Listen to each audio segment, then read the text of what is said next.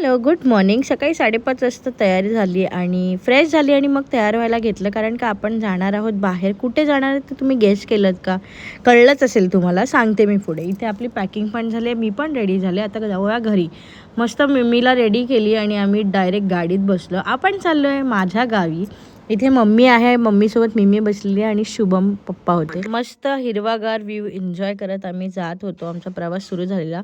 मग मध्ये थांबलो नाश्त्यासाठी, पण इथे ना हॉटेलमध्ये भरपूर गर्दी होती. मग आम्ही विचार केला की बसमध्येच नेऊ नाश्ता आणि करू. इथे मम्मीच्या बाजूला मिमी बसलेली. मस्त गरमागरम वडापाव होते, सगळ्यांनी खाल्ले. भूक लागली होती आणि मग परत एकदा आपला प्रवास सुरू झाला. आणि नंतर ना जो पाऊस सुरू झाला ना, तो बघायलाच नको, थांबलाच नाही. आणि गाडीवाल्याने ना मस्त गाणी लावलेली, तर आम्ही एकदम वाईबच वेगळा आलेला आम्हाला गणपतीचं. मी आणि शुभम नाचत होतो आणि भारी वाटत होतं. म्हणजे गावी जातोय.